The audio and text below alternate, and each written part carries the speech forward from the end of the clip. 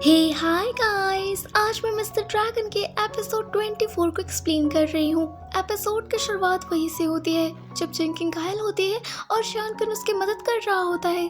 तो फेंग आकर उसे रोकती है और कहती है कि वो इस हालत पे जिंकिंग का फायदा उठा रहा है। ये सुनकर शानकन फेंग पर गुस्सा हो जाता है।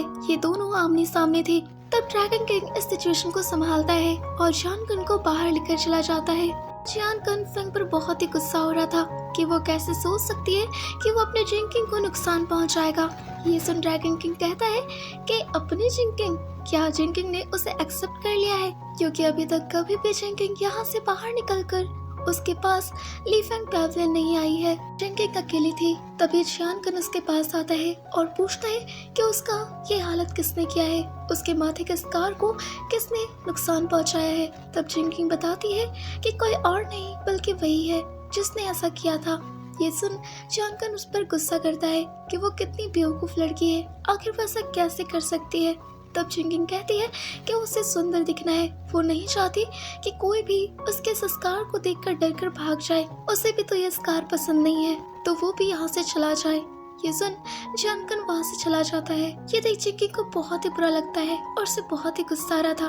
पर कुछ पल में ही शानकन लौट आता है कुछ मिठाइयों के साथ और बताता है कि वो तो अपने सिपाही को मना करने गया था कि उस पर किए गए हमले की जांच को रोक दिया जाए, और कहता है कि अब वो उसकी मदद करेगा इस स्कार को हटाने के लिए। और ये जो मिठाई है, इसे खाने पर उससे स्कार थोड़े कम हो जाएंगे। इधर हम डोंगलू के बेटे को देखते हैं, जहाँ एक सिपाही आकर बताता है कि उनका जादुई तलवार राजा द्वारा खोज लिया गया है। ये सुन डोंगलू के बेटे को बहुत ही गुस्सा आता है और वो उस सिपाही को मार देता है। उसी समय वहाँ जिन पहुँचती है। डोंगलू का बेटा उसे कहता है कि क्या वो फेंग के टुकड़े कर कर उसे ला सकती है, जिस पर जिन कहती है कि उन्हें कुछ समय का इंतजार करना होगा क्योंकि अभी मामला बहुत ही गर्म है।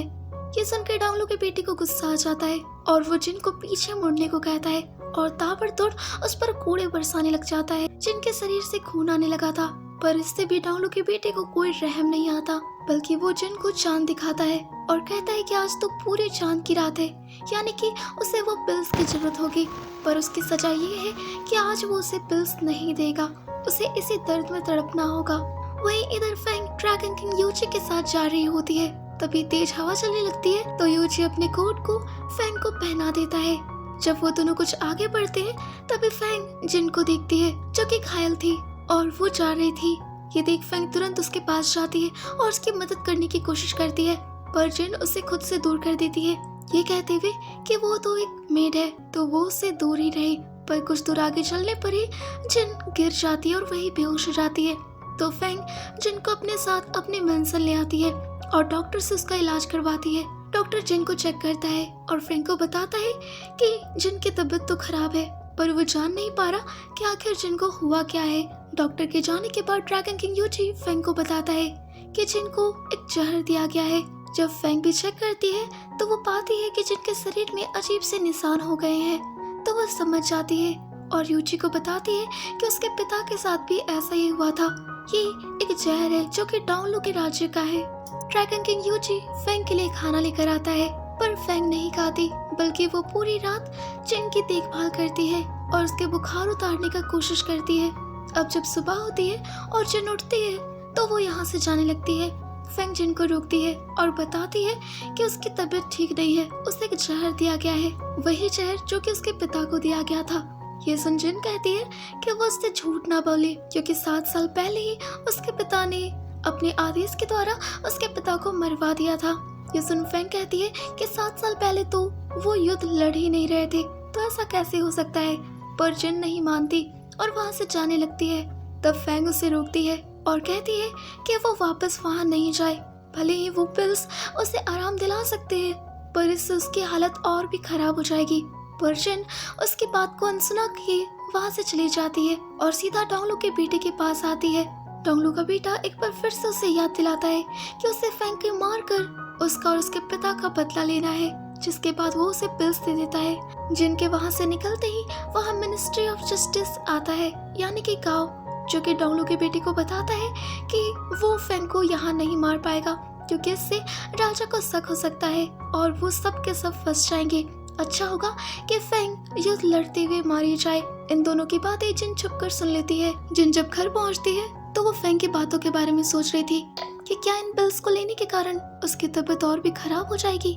वो इस बार एक्सपेरिमेंट करने का सोचती है और इन पिल्स को वाइन के बजाय पानी से लेने का सोचती है। वो इस पिल को सीधा जाकर पानी में डाल देती है, जिससे एक स्मेल क्रिएट होता है, जिसे लेकर जिन को अच्छा महसूस होता है। वहीं इधर राजा के पास एक सिपाही दौड़ता हुआ आता है और बताता है कि उन पर साउथ में बहुत ही बड़ा हमला हुआ है, तो उन्हें कुछ करना होगा।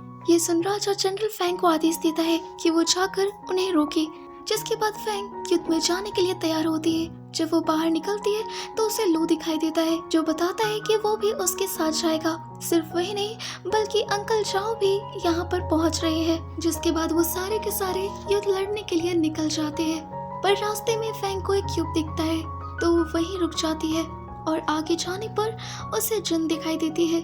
जिन उसे आगाह करती है और कहती है कि इस युद्ध में उसे बहुत ही संभल कर रहना होगा। ये एक वार्निंग है, वो ज्यादा तो नहीं बता सकती, बस वो अपना ख्याल रखे। ये कहकर जिन वहाँ से चली जाती है, जिसके बाद फेंग अपने सिपाहियों के साथ आगे बढ़ती है और एक शिविर लगाती है, जहाँ अंकल जाओ और लो उसके साथ थे। लो बताता है कि उन्हें अपने विरोधियों के शिविर में आग लगा देना होगा, जिससे उनका खाना जल जाए और सारे जानवर वहाँ से भाग जाए। और आज ही उसने जंगल के फलों को पॉइजन कर दिया है, ताकि अगर विरोधी उन फलों को खाने की कोशिश करे तो वो मारे जाए। फेंग उनसे सलाह लेती है कि क्या अभी के अभी उन्हें अपने विरोधियों पर हमला कर देना चाहिए, पर लू इससे सहमत नहीं था क्योंकि वो सब थके हुए थे। पर फेंग कहती है कि अगर अभी वो उन पर हमला करेंगे तो ये उनके सोच से बिल्कुल परे होगा।